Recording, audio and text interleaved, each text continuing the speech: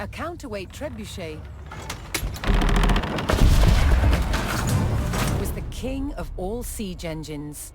A catapult capable of smashing down castle walls from great distances.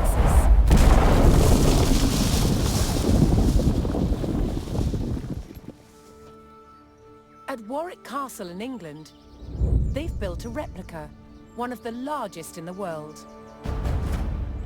Originating in 7th century China, by the 13th century, trebuchets had evolved into devastatingly powerful weapons. Such a simple design, but so effective. It has several key features.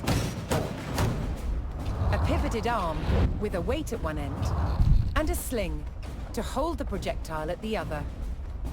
To prime, the 6-ton weight is raised using tread wheels. So this is one of the wheels, one of two that's attached to an axle, which would lift the counterweight, weighing 6 tons. It's based on muscle power alone. What's essential about launching a projectile as far as possible is making sure that this end of the arm is moving as fast as possible. So once that weight drops, it really sends this point of the arm moving at its highest velocity. This was done by positioning the pivot close to the counterweight and by launching the projectile from a sling. When released, the sling whips round, vastly increasing the launch speed.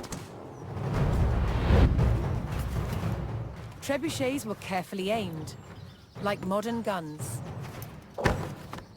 In order to weaken the castle walls or even breach them, you had to make sure that the projectiles hit the same spot every single time.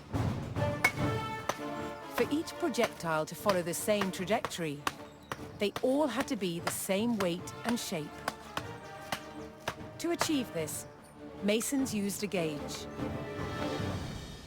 Now I'm going to load this projectile into the sling.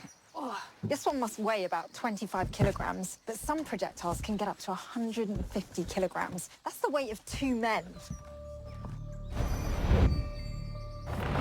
Trebuchets were also used to throw burning tar, beehives, even dead bodies. Anything to cause maximum distress to the enemy.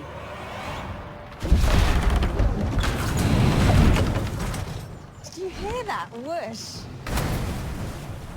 It was the counterweight trebuchet's lethal combination of power and accuracy that made it the ultimate medieval siege weapon.